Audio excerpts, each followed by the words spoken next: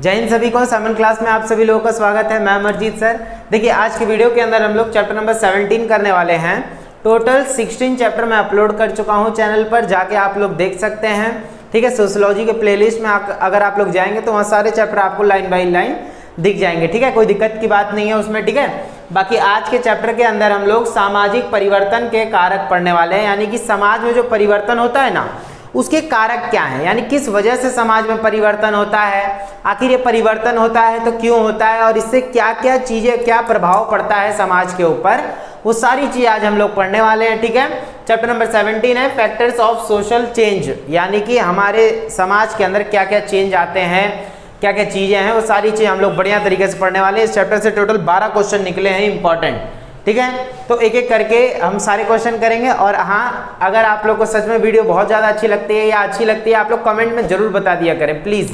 ठीक है, जिससे क्या हो कि मुझे आइडिया मिले कि आप लोग को वीडियो अच्छी लग रही है, क्या हो रहा है क्या नहीं हो रहा है, वो सारी चीज़ पता चलते रहें। तो आप लोग कमेंट करना ना भूलें, कमेंट जरूर कर दिया करें। चलिए देखते हैं आज का सबसे पहला क्वेश्चन हमारा क्या है। तो सामाजिक परिवर्तन के कारक कौन से हैं, यानी देखिए समाज में जो परिवर्तन होते हैं ना, आखिर उसके कारक कौन से हैं, यानी किस वजह से परिवर्तन होते हैं, हमें वो सारी चीजें जाननी है। आगे बात समझ में, चलिए देखते हैं क्या है।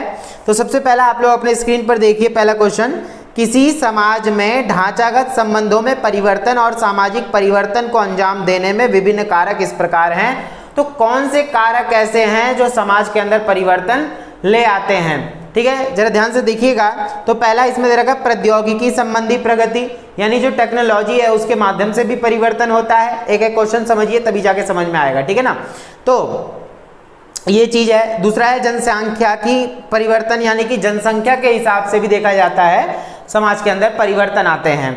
तो तीसरा है सांस्कृतिक प्रसार, यानी संस्कृति जब फैल रही है इतनी तेजी से, पश्चिमी संस्कृति हम अपना रहे हैं, दूसरी संस्कृति अपना रहे हैं, उन सब के माध्यम से भी क्या होता है, समाज के अंदर परिवर्तन होता है। उसके बाद है आर्थिक विकास और शिक्षा। आर्थिक विकास होता है, यानी कि नई नई टेक्नोलॉजी आ रही है, उससे पैसा आ रहा है, नए नए उद्योग लग रहे हैं, है ना, तो इन सब से भी क्या है, विकास होता है। और शिक्षा एक सबसे बड़ा स्रोत है जो है परिवर्तन लाने का। तो ये कुछ कारक हुए जो आपको याद रखना है। तो सामाजिक परिवर्तन के कारक कौन से हैं, तो वही आपको लिखना है, किसकी वजह से जो है समाज के अंदर परिवर्तन होता है। आगे बात समझ में, ये चीज आप लोग को याद रखना बढ़िया से। चलिए आंसर वाले जाइए यहाँ से। ठीक है, अब देखते हैं हम लोग दूसरा क्वेश्चन क्या है।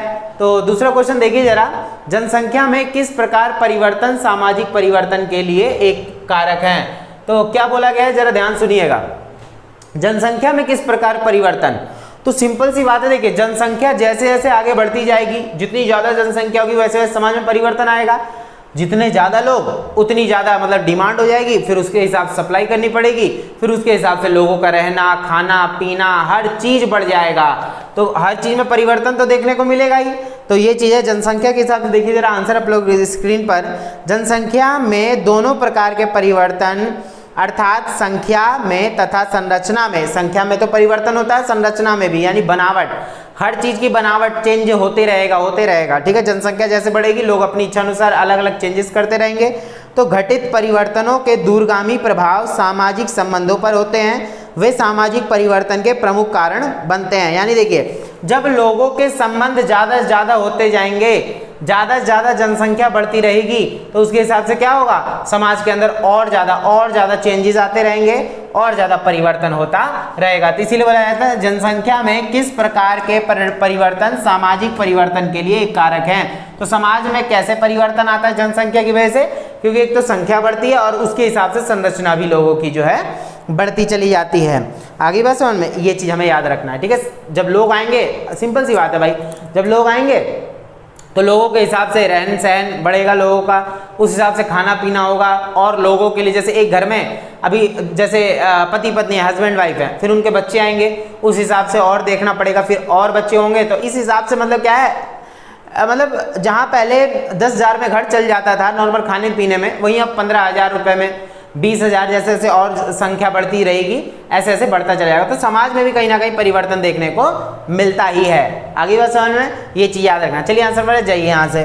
तो ये चीज हो गया, 2 क्वेश्चन मैंने बताया आपको, आई थिंक सबको समझ में आ रहा होगा। ठीक है, देखिए तीसरा क्वेश्चन क्या है, सामाजिक परिवर्तन में प्रौद्योगिकी किस प्रकार एक कारक है। अब आ जाता है प्रौद्योगिकी, एक एक करके पढ़ रहे हैं हम सारी चीजें। तो अब आ जाता है टेक्नोलॉजी। तो प्रौद्योगिकी के कारण कैसे कैसे परिवर्तन होते हैं वो हमें जानना है। देखिए जरा आंसर अपने स्क्रीन पर देखिए। तो सामाजिक परिवर्तन में प्रौद्योगिकी किस प्रकार से जो है एक कारक है। तो प्रौद्योगिकी हमारे वातावरण में परिवर्तन कर समाज को परिवर्तित कर देती है। वातावरण को भी, टेक्नोलॉजी बढ़ रही है डेली, इससे क्या हो रहा है, हमारे वातावरण में भी चेंजेस आ रहा है, सामाजिक चेंज है ये, हमें इसे अपना लेते हैं और या उसके आदी हो जाते हैं। यानी जैसे देखिए आज हर व्यक्ति कहीं ना कहीं टेक्नोलॉजी पे डिपेंड हो गया है, आज हर व्यक्ति कहीं ना कहीं किसी ना किसी चीज पे डिपेंड है ही, ठीक है। तो ये चेंजेस ही तो आ रहे हैं। यह परिवर्तन प्राय भौतिक वातावरण परिवेश में होता है, यानी कि हम ज्यादातर देखते हैं भौतिक तौर पे। जैसे हम लोग आज के टाइम पे मशीनीकरण आया है, मशीन जैसे अब वॉशिंग मशीन है और आपका घर में एसी लगा हुआ है और घर में बहुत सारी चीजें ऐसी हैं जो लोग उस पर डिपेंड हो चुके हैं। आगे बात समझ, कार है, गाड़ियां हैं, मोटर है, बाइक है, ये सारी चीजें क्या करती हैं, आदमी को अपने ऊपर डिपेंड करवा रही हैं। तो कहीं ना कहीं चेंजेस आया है। पहले क्या था, पहले अगर हमें खेत में जुताई करनी होती थी तो हम जानवरों पर डिपेंड थे, अपने ऊपर डिपेंड थे। लेकिन अब क्या है, हम ट्रैक्टर, इन सारी चीजों पे डिपेंड हुए हैं। ये भी तो परिवर्तन ही है ना, वो हम आगे पढ़ेंगे अभी, जो हरित क्रांति वगैरह पढ़ाऊंगा उसके अंदर, ठीक है ना। जैसे ये वाला क्वेश्चन आएगा, ये आप लोग ढंग सुनिएगा। कौन सा है, 12वां क्वेश्चन है ना, तो ये ढंग से सुनिएगा, ठीक है। देखिए और तो इसी में क्या बोल रखा है, तो इन परिवर्तनों के साथ हम सामंजस्य स्थापित करते हैं, यानी तालमेल बैठाते हैं। यह हमारी संस्कृति और सामाजिक संस्थाओं को परिवर्तित करता है, यानी हमारी जो है संस्कृति को भी बदल देता है और सामाजिक संस्थाएं जो हैं उनको भी परिवर्तित कर देता है। तो ये हम कहते हैं कि प्रौद्योगिकी के आने से ये सारी चीजें हुई हैं। अब आप खुद सोच सकते हैं टेक्नोलॉजी के आने से क्या क्या चीजें हुई हैं। जो बच्चे समझ जाएंगे वो और अपनी भाषा में, अपने मतलब इजी लैंग्वेज में बना के इसको लिख सकते हैं, ठीक है ना। चलिए आंसर में जाइए यहाँ से, इस तरीके से हम लोग बना सकते हैं इसको। उसके बाद आता है चौथा क्वेश्चन, सामाजिक परिवर्तन में सामाजिक मूल्यों की भूमिका। देखिए अभी तो प्रौद्योगिकी पढ़ा था हमने, फिर जनसंख्या, फिर उससे ऊपर ये, फिर अब पढ़ते हैं सामाजिक मूल्य कैसे समाज के अंदर परिवर्तन लाते हैं। सामाजिक मूल्य क्या हो गए, हमारी धारणा, हमारी सोच, ठीक है। देखिए सामाजिक मूल्य कैसे परिवर्तन लाते हैं, तो सामाजिक प्रणालियां प्रत्यक्ष और परोक्ष रूप से सांस्कृतिक मूल्यों की देन होती हैं। सामाजिक समूहों की ओर से मूल्यों या विश्वास प्रणालियों में परिवर्तन करने से सामाजिक संस्थानों पर प्रभाव पड़ता है। नए सामाजिक मूल्य और विश्वास भी सामाजिक परिवर्तन ला सकते हैं। यानी सामाजिक मूल्य क्या है, हमारी सोच। जब हमारी सोच आगे बढ़ती रहेगी, समाज के बारे में हम सोचना शुरू करेंगे, तो समाज के अंदर डेफिनेटली परिवर्तन आना है। हमारे समाज के अंदर कुछ बेकार चीजें हैं, हम सोचते हैं भाई उसको अच्छा करें, कुछ नया करें, ठीक है। तो उस नया करने में क्या होता है, समाज का थोड़ा सा और विकास होता है। तो इसको हम क्या नाम दे देते हैं, सामाजिक मूल्य नाम देते हैं। क्या नाम देते हैं, सामाजिक मूल्य। यानी हमारी सोच, जब सोच आगे बढ़ती रहेगी तो समाज का भी विकास धीरे धीरे होता रहेगा। इस प्रकार से हम पूरे समाज में परिवर्तन लेकर आ जाएंगे। मैंने बस आपको ये पहला क्वेश्चन इसलिए समझाया ताकि आपको पता लग जाए समाज के अंदर विकास करने के लिए या परिवर्तन करने के लिए कारक कौन कौन से होते हैं। तो वही कारक हम एक एक करके नीचे पढ़ रहे हैं। आगे बात समझ में, तो सामाजिक मूल्य यानी कि हमारी धारणा, हमारी सोच, हमारी जो है एक तरीके से जो बात रखते हैं हम समाज के अंदर, वो सारी चीजें हम इसके अंदर जो है पढ़ते हैं, ठीक है। चलिए देखते हैं, तो ये हो गया। चलिए आंसर मेरा जाइए यहाँ से। तो 4 क्वेश्चन हमने कर लिए हैं, एक एक करके जब समझेंगे ना तो सारी चीज क्लियर होंगी। अब आ जाता है समाज के अंदर परिवर्तन करने के लिए आर्थिक कारक क्या है। तो आर्थिक कारक किस प्रकार सामाजिक परिवर्तन पर प्रभाव डालते हैं। तो आर्थिक यानी कि देखिए अब समाज के अंदर लोगों ने नए तरीके से पैसा कमाना शुरू किया है, उससे हमारा समाज और आगे बढ़ा, उससे हमारे समाज में नई नई और चीजें आती गई, है ना। देखिए तो आर्थिक कारक कैसा है, तो वो देखिए जरा, उत्पादन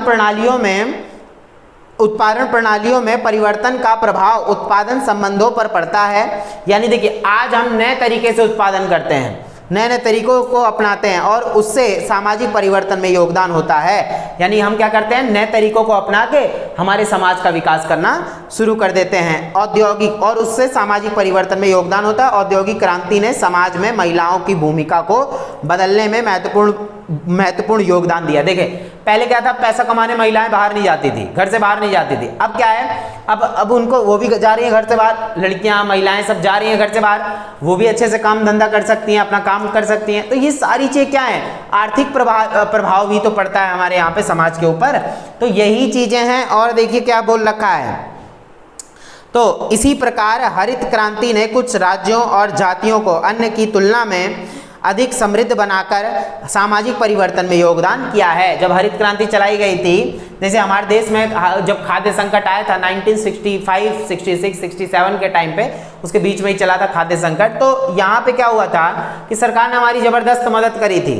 ठीक है, लोगों ने पैसा वगैरह लिया सरकार से लोन के तौर पर और वहाँ खेतीबाड़ी करना शुरू करा, बड़े स्तर पर अपना काम धंधा शुरू करा, है ना। लेकिन अब क्या हुआ, इसके नेगेटिव पॉइंट भी हैं, अभी मैं लास्ट में बताऊंगा। ठीक है, तो वो चीजें हुई। तो इन सारे माध्यमों से क्या हुआ, आर्थिक कारक एक जो है ना, पैसा आया, लोगों ने कमाने का जरिया अपना बनाया। चलिए आंसर मारा जाइए, लोगों ने कैसे कैसे अपना जो है आर्थिक उत्थान किया। तो आर्थिक उत्थान करेंगे, डेवलप करेंगे अपने आप को, तो समाज का ही तो विकास होगा, समाज में ही तो परिवर्तन होगा।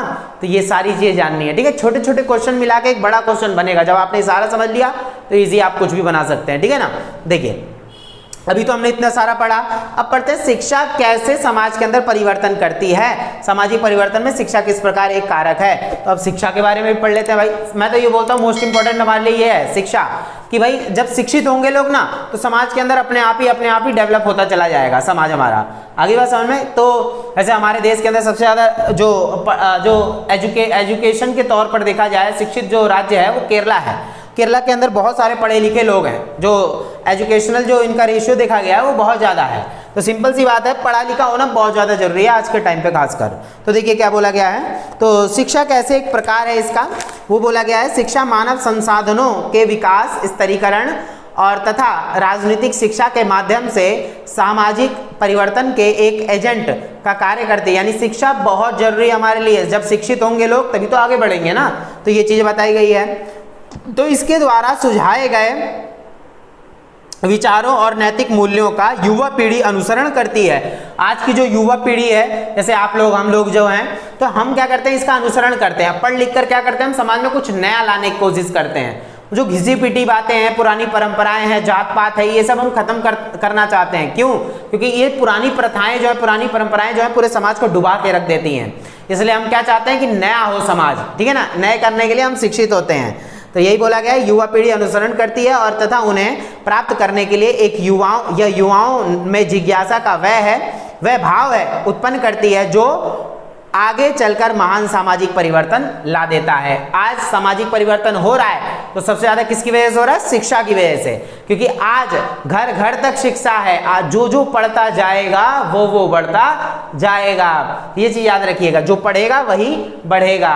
तो ये चीज याद रखें, सब लोग बस अपना पढ़ाई पर ध्यान दें। कैसे कैसे आपको देखिए, फालतू की चीजें तो बहुत सारी हैं कि इधर जाना उधर जाना, घूमना फिरना, ये वो तो जिंदगी भर करना ही है वो। लेकिन जो पढ़ने का टाइम है, जो प्रीसियस टाइम है हमारे लिए, वो आप अपने पढ़ाई में ज़्यादा लगाएं। ठीक है, जब पढ़ लिख जाओगे तो आगे बहुत कुछ करोगे। वरना जो आज अनपढ़ आदमी होता है बेचारा, वो हर जगह ठोकर खाता है। इसलिए बोला जाता है सही टाइम पे पढ़ना बहुत ज़्यादा जरूरी है। वरना आने वाले टाइम पे जब थोड़ा उम्र बढ़ जाएगी तो उसके बाद पढ़ने का भी मन नहीं करेगा। आगे बस समझ में। तो ये चीज़ याद रखना है। ठीक है ना। चलिए, तो ये हो गया शिक्षा वाला, हमने पढ़ लिया। उसके बाद आता है हमारा यहाँ पे कि सांस्कृतिक पिछड़ेपन के, अब जरा देखिए, शिक्षा पढ़ लिया हमने, अब सांस्कृतिक पिछड़ेपन के 3 कारण लिखें। तो सांस्कृतिक पिछड़ेपन का देखिए, तो क्यों हमारा जो समाज है वो सांस्कृतिक तौर पे पिछड़ता जा रहा है। ठीक है, आंसर आप लोग अपने स्क्रीन पर देखिए किस तरीके से है। तो जब संस्कृति का भौतिक पक्ष कहीं आगे बढ़ चुका हो जबकि अभौतिक पक्ष बहुत पीछे हो, उस स्थिति को हम सांस्कृतिक पिछड़ापन कहते हैं। देखिए, जब लोग संस्कृति के तौर पे पिछड़ते जा रहे हो, यानी कि हम जैसे दूसरे देश की संस्कृति हो गई, किसी और देश की संस्कृति होगी। आज हमारा देश क्या अपनी संस्कृति भी चला रहा है, दूसरे देशों की संस्कृति भी अपनाते जा रहा है। ये तो बहुत अच्छी बात है। लेकिन कई है कि अपनी संस्कृति छोड़ते चल जा रहे हो, तो बुरा काम होता है। तो देखिए क्या बोला गया है कि पहला है व्यक्तियों की रूढ़िवादिता। क्यों हम लोग पिछड़ते जा रहे हैं सांस्कृतिक तौर पे? तो व्यक्ति अपने व्यवहारों, मनोवृत्तियों, वेशभूषा और जीवन की सामान्य परिस्थितियों को आसानी से छोड़ना नहीं चाहते। यानी जो कुछ लोग हैं ना, वो पुरानी चीज़ों पर ही पड़े हुए हैं। बहुत जो बेकार संस्कृति हो गई या बेकार जो चीज़ें होगी, मैं किसी को बेकार नहीं कह रहा, बस ये बता रहा हूँ, कुछ प्रथाएं होती है ना, लोग उनको छोड़ना ही नहीं चाह रहे। जो बेकार गलत प्रथाएं हैं उन्हीं पर डटे रहना चाहते हैं। तो हमारा विकास होगा ही नहीं, सांस्कृतिक विकास होगा ही नहीं। दूसरा बोल रखा है नवीन वस्तु अथवा नए विचारों के प्रति भय। यानी लोग सोचते हैं ना, यार नई संस्कृति अपनाएंगे, नई चीजें अपनाएंगे, उससे हमारा लॉस हो जाएगा, हमारा जो है घाटा हो जाएगा, हम बर्बाद हो जाएंगे। इसलिए बहुत से लोग अपनाते ही नहीं है। अरे भाई अपनाओ तो, कम से कम नया कल्चर है भाई, जो हम नई नई चीजें अपनाएंगे तो हमारा समाज डेवलप होगा ना। जो बेकार है उनको मत अपनाओ, कोई दिक्कत नहीं है, लेकिन जो अच्छी चीजें उनको तो अपनाओ। तो ये भय के कारण रुक जाते हैं बहुत से लोग। तो अतीत के प्रति निष्ठा, यानी लोग क्या है, अपने अतीत को लेकर बैठे हुए हैं बहुत सारे लोग, है ना, कि हमारा अतीत ऐसा था, हमारी प्रथाएं, हमारे रीति रिवाज ऐसे थे, अच्छा था, वही होना चाहिए। नहीं, आपको कुछ नया भी अपनाना चाहिए, ठीक है ना। जो पुरानी सोच है, जो गलत सोच है, उसको खत्म करो आप। जो सही था वो तो चलने दो, लेकिन जो गलत है उसको कम से कम खत्म तो करो।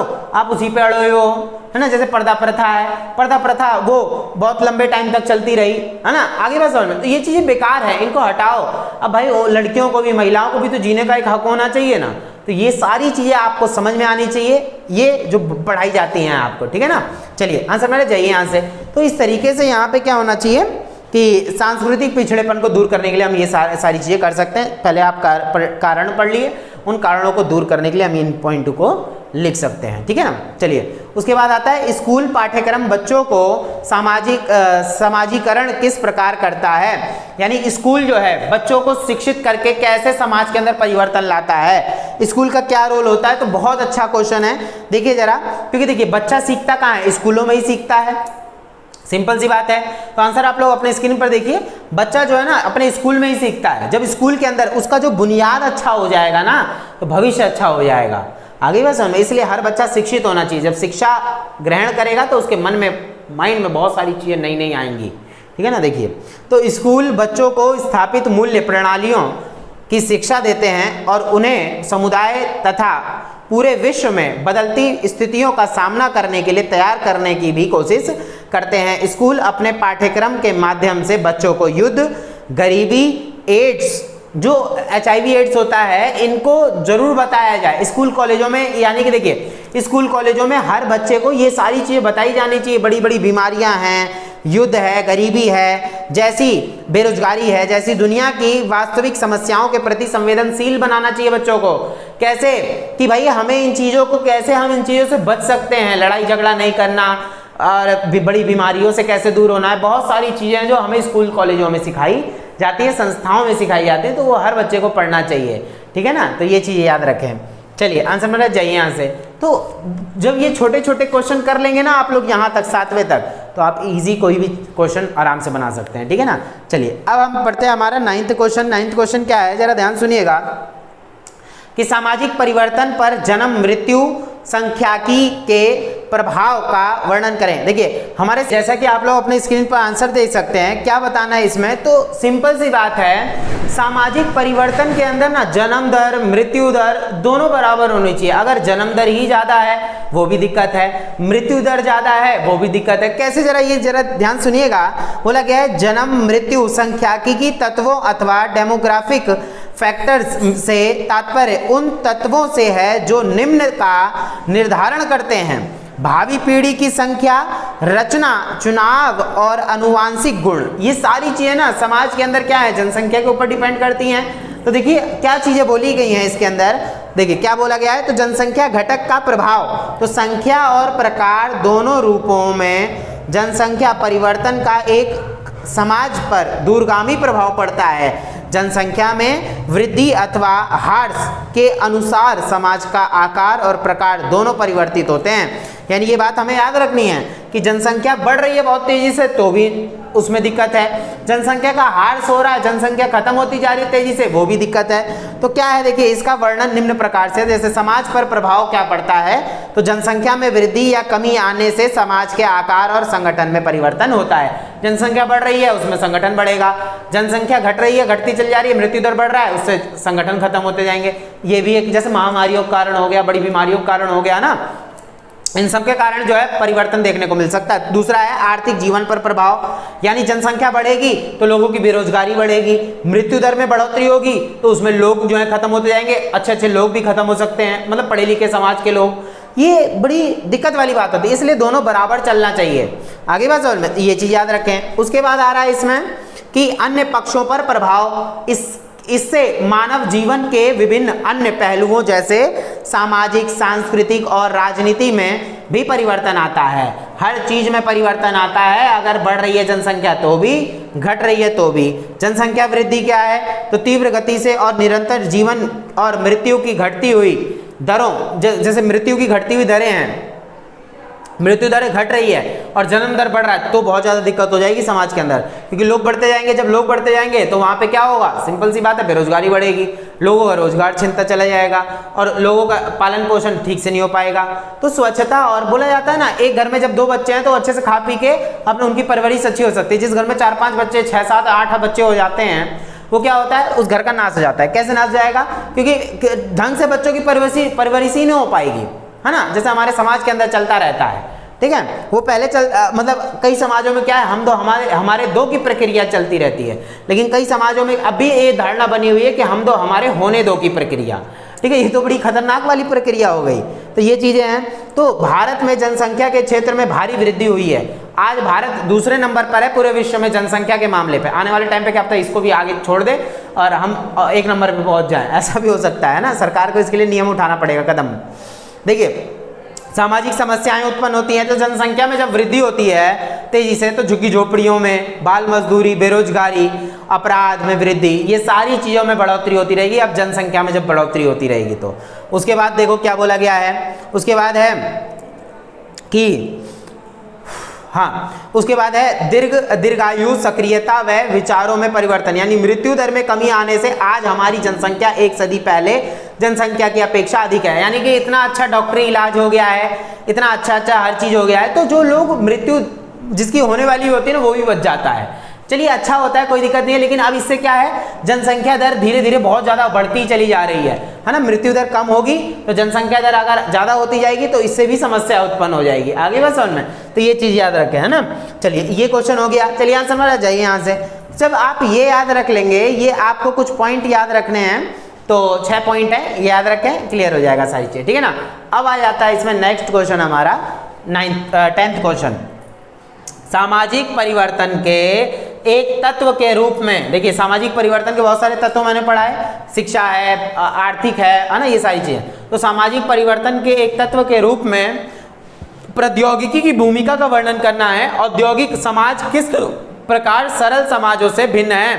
औद्योगिक समाज जो है ना, जिसमें उद्योग बहुत ज्यादा है, उद्योग बहुत ज्यादा लगे होते हैं, सरल समाज से कैसे अलग है। और हमें बताना है प्रौद्योगिकी जो है, ये तो हमने सारा पढ़ ही लिया, इसमें हम लिख सकते हैं इजीली। तो प्रौद्योगिकी जो है वो क्या भूमिका निभाता है, पहले वो जानते हैं, फिर उसके बाद आगे पढ़ते हैं। ठीक है ना। देखिए जरा, तो प्रौद्योगिकी क्या है, ये तो हम ऑलरेडी पढ़ चुके हैं। तो आंसर आप लोग अपने स्क्रीन पर देखिए किस तरीके से बनेगा।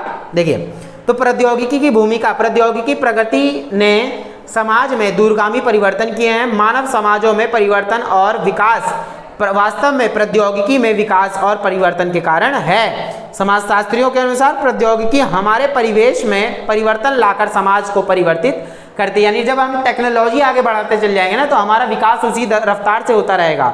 ठीक है, और फिर हम इसके अनुसार परिवर्तित हो जाते हैं। यह परिवर्तन प्राय भौतिक परिवेश अथवा वातावरण में होता है, और इन परिवर्तनों से हम जो सामंजस्य स्थापित करते हैं उसे प्राय हमारे रीति रिवाजों और सामाजिक संस्थाओं में सुधार आ जाते हैं। यानी प्रौद्योगिकी के कारण, जो अभी मैंने पढ़ाया था यही वाला क्वेश्चन, तीसरा वाला, जिसने सुना होगा उसको क्लियर हो गया होगा कि प्रौद्योगिकी के कारण हमारे समाज के अंदर बहुत बड़े बड़े परिवर्तन, बहुत छोटे छोटे परिवर्तन भी होते रहते हैं। तो गैर प्रौद्योगिकी समाज, जिन समाजों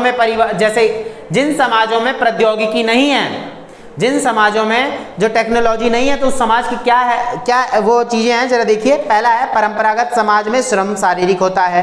जैसे जिस समाज में प्रौद्योगिकी नहीं है, टेक्नोलॉजी नहीं है, उसमें श्रम शारीरिक होता है, यानी खेतीबाड़ी शारीरिक तौर पे की जाती है, यानी कि हलों को चलाना, बैलों को चलाना ना, ये सब। परिवारों को उत्पादन की इकाई समझाता, मशीनों को नहीं बल्कि परिवारों को। उत्पादन करेगा कौन, परिवार करेगा। तीसरा है, उत्पादन मानव और मवेशी की शक्ति पर आधारित है। खेतीबाड़ी में मवेशी यानी जानवरों पर डिपेंड है। उत्पादन का उपभोग परिवार करता है। उत्पादन ना तो बाजार में बिक्री के लिए था, ना ही आर्थिक लेन देन के संदर्भ में लाभ कमाने का कोई लक्ष्य था। तो सिंपल सी बात है, इन सारी चीजों को देखते हुए हम कह सकते हैं जिन समाजों में प्रौद्योगिकी नहीं है उसमें ऐसे ऐसे जो है कार्यक्रम चलते रहते हैं। ठीक है ना। उसके बाद देखिए, औद्योगिक क्रांति तथा समाज में परिवर्तन। जब औद्योगिक क्रांति आई है तो समाज में कैसे परिवर्तन आया है, तो सरल समाज भी परिवर्तित हुए हैं जटिल समाजों की तुलना में। देखिए, तो सरल यहाँ पे क्या बोला गया, देखिए जरा, तो परिवेश पर नियंत्रण। 19वीं सदी के मध्य के बाद औद्योगिक क्रांति और औद्योगिकरण ने एक स्वरूप धारण किया। प्रौद्योगिकी के दृष्टिकोण से उत्पादन संगठन ने कुछ विशेष बातें विकसित की। प्रमुख विशेषताएं निम्न प्रकार की हैं, जैसे उत्पादन हुआ, आपका प्रौद्योगिकी इतनी ज़्यादा बढ़ती चली गई तो उससे क्या लाभ हुआ, तो परिवेश पर नियंत्रण, यानी मानव ने परिवेश अथवा वातावरण से नियंत्रित एवं प्रभावित ना होकर उसे ही नियंत्रित करने की कोशिश की है। एक तो ये देख लिया हमने कि भाई मानव ने कैसे, क्वेश्चन बोला गया था ना कि प्रौद्योगिकी की भूमिका का वर्णन करें, औद्योगिक समाज किस प्रकार सरल समाजों से भिन्न है।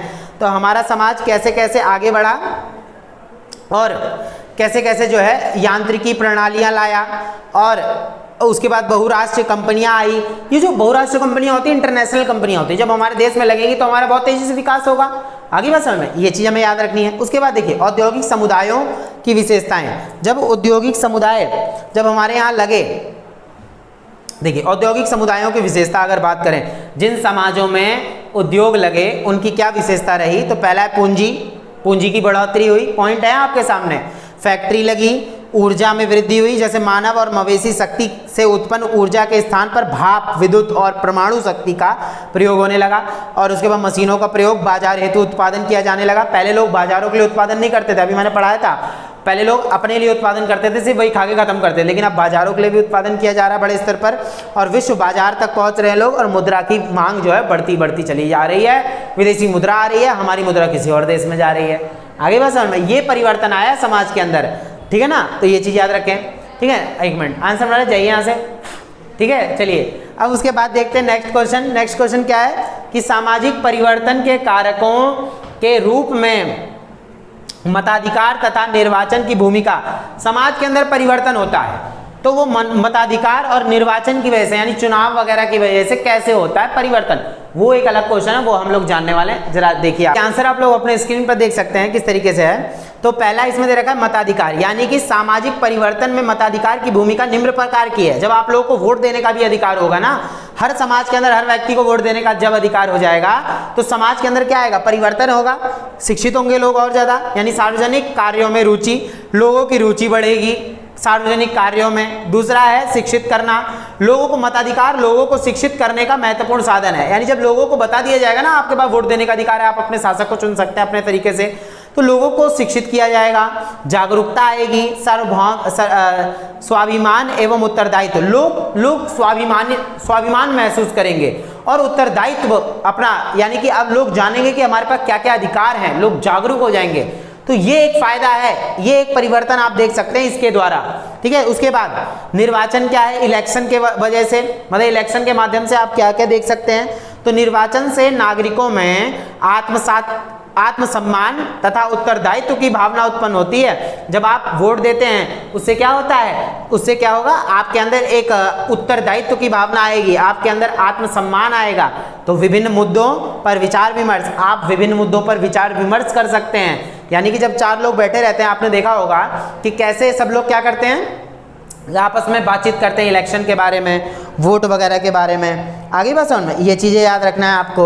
उसके बाद है दूसरा राजनीतिक संवाद, यानी चुनाव सरकार और जनता के मध्य राजनीतिक संवाद एक रूप है। यह एक ऐसा साधन है जिसके द्वारा शासकों को लोगों की मांगों के प्रति संवेदनशील बनाया जा सकता है। यानी जब लोग शासकों को चुनेंगे, अपने शासक को चुनेंगे, तो लोग ये अपेक्षा भी कर सकते हैं कि भाई शासक हमारे लिए काम भी करेगा। तो ये भी एक अच्छी चीज हो गई। उसके बाद दो तरफा जागरूकता व संवाद, यानी दोनों तरफ से होगी जागरूकता। जब हम अपनी तरफ से कोई शासक चुनते हैं तो हम लोग जागरूक थे, फिर जब हमने उनको चुन लिया तो वो भी सोचेंगे कि भाई लोगों ने हमें चुना है तो हमें कुछ काम भी करना पड़ेगा, ये चीज है। उसके बाद है शासक शक्ति के मध्य संवाद, यानी कि शासक शासित के मध्य संवाद, यानी जो लोग वोट दे रहे हैं, जो लोगों के बीच में और जो शासक बन रहा है उनके बीच में आपस में संवाद होगा, यानी कि हम उनसे और वो हमसे।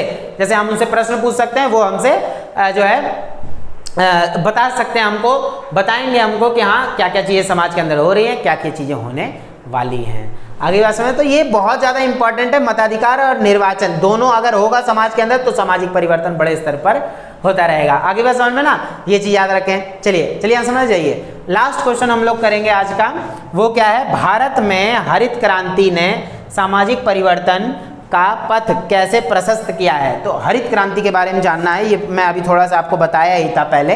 भारत के अंदर हरित क्रांति जो है 1966 के आसपास जो है चलाई गई थी। ये क्यों चलाई गई थी? क्योंकि जब देश के अंदर खाद्य संकट आ गया था ना, लोग जब खाद्य संकट कैसे कि जैसे लोगों को खाने पीने की कमी पड़ी, लोग कुपोषण के शिकार होते जा रहे थे, तो इसलिए सरकार ने हरित क्रांति चलाया था। देखिए जरा क्या हुआ था। तो सिंपल सी बात इसमें क्या बोला गया है, हरित क्रांति जनसंख्या के बढ़ने के साथ साथ खाद्य सामग्री की मांग बढ़ती गई। जैसे जैसे जनसंख्या बढ़ती गई वैसे वैसे क्या होता गया, मांग बढ़ती गई। भारत को अपने बढ़ते हुए लाखों करोड़ों लोगों की खाद्यान्न पूर्ति के लिए खाद्यान्न के आयात पर निर्भर रहना पड़ता था। यानी लोग क्या, मतलब सरकार क्या थी, डिपेंड थी दूसरे देशों पर कि हमें वहाँ से मंगवाना है। इस स्थिति से उबरने के लिए कृषि उत्पाद बढ़ाने की लालसा उत्पन्न हुई। अथक प्रयासों के परिणाम स्वरूप भारत खाद्यान्न के आत्मनिर्भर बन सका। यानी कि भारत इसके चलते, हरित क्रांति के चलते आत्मनिर्भर बन सका, हमने अपना उत्पादन बढ़ाया। इस पहल को परिभाषित शब्दावली में हरित क्रांति कहा गया। यानी इसी शब्द को ही हरित क्रांति कहा गया कि हमने अपने खाद्य पूर्ति को बढ़ाने के लिए क्या करा कि हरित क्रांति चलाई। इसे हरित क्रांति का नाम कृषि के क्षेत्र में नाटकीय परिवर्तन लाने के लिए दिया गया। भारत में हरित क्रांति 1960 के दशक के उत्तरार्ध में शुरू हुई। 1960 बोल दिया तो 1960 का मतलब क्या है, दशक बोला गया ना, तो 1966 के आसपास, 1967 के आसपास जो है इसको चलाया गया था। ठीक है, तो प्रमुख कार्य क्या है इसमें, गेहूं की पैदावार में बढ़ोतरी करनी थी, पूंजी की प्रौद्योगिकी यानी पूंजी की लेन देन ज़्यादा हो, इससे निवेश ज़्यादा हो, इससे क्या हो, हमारे देशों में निवेश करें बड़े स्तर पर। और बड़े फार्म, यानी कि बड़े फार्म में क्या बोलना है कि बड़े खेतों का समर्थन किया गया, और क्योंकि उसमें यांत्रिकी खेती को सरलता पूर्वक अपनाया जा सकता था, तो इससे क्या बोला गया, तो सिंपल सी बात है, बड़े बड़े फार्म खोलेगा। जैसे अब हमारे यहाँ गेहूं का उत्पादन ज़्यादा हुआ तो अब गेहूं तो नहीं खा लेंगे, उसके लिए मिलें खोली गई, आटा मिलें खोली गई, आगे बस बड़े बड़े उद्योग खोले गए। ठीक है, तो परिणाम चौंकाने वाले हुए, क्योंकि खेती की उपज आशा की गई पैदावार को भी पीछे छोड़ गई, और भारत शीघ्र ही एक खाद्यान्न आयातक से एक स्वतंत्र भंडारण करने वाला देश बन गया। धीरे धीरे हमारा भारत देश एक बहुत ही बड़ा एक ऐसा देश बन गया जो खाद्यान्न का भंडारण करने वाला देश है। आज कई देश हमसे अनाज खरीदते हैं, हमारे भारत के अंदर हमारी जमीन जो है इतना अच्छा खरा सोना उगलती है अनाजों के तौर पे, आगे बात समझना। लेकिन हरित क्रांति का थोड़ा बहुत नुकसान ये हुआ था कि बहुत सारे जो बड़े बड़े किसान भूस्वामी थे वही अमीर हुए, और जो छोटे छोटे जो किसान मजदूर सब थे उनका जो है हार्स हुआ, यहाँ पे नुकसान हुआ उनका। ठीक है ना, तो ये चीज़ हमें याद रखना है। आई थिंक सबको बड़े अच्छे से समझ में आया होगा ये चैप्टर। इस चैप्टर के अंदर जब आप लोगों ने इतने क्वेश्चन समझ लिए ना अच्छे से, तो क्या होगा, बढ़िया तरीके से आप कोई भी क्वेश्चन आप लोग ईजिली बना सकते हैं, कोई दिक्कत होगी ही नहीं। आगे बात समझ में, ये चीज़ आप लोग याद रखें, और सामन क्लास को अपना प्यार दें भर भर के। ठीक है, और जिनको वीडियो अच्छी लगी हो सबको, आई होप सबको बहुत अच्छा लगा होगा, जिनको अच्छा लगा है वो कमेंट जरूर कर दें, और वीडियो को लाइक जरूर कर दें आप लोग, और चैनल को सब्सक्राइब किए हुए बिना मत जाना आप लोग। ठीक है ना, बेल आइकन का बटन दबा के ऑल का बटन जरूर से प्रेस कर लेना। ठीक है, तो मिलते हैं हम लोग कल के वीडियो के अंदर। और हाँ भाई, अगर मतलब अच्छा लगा हो तो प्लीज़ लाइक कर देना। ठीक है ना, तो चलिए देखिए, आज का चैप्टर हमारा 17 चैप्टर था, अब हम लोग कल 18 चैप्टर करेंगे। ऐसे करते करते 35 चैप्टर हम टोटल कंप्लीट कर लेंगे। ठीक है ना, चलिए कल मिलते हैं हम लोग नेक्स्ट क्लास के अंदर। जय हिंद, जय भारत।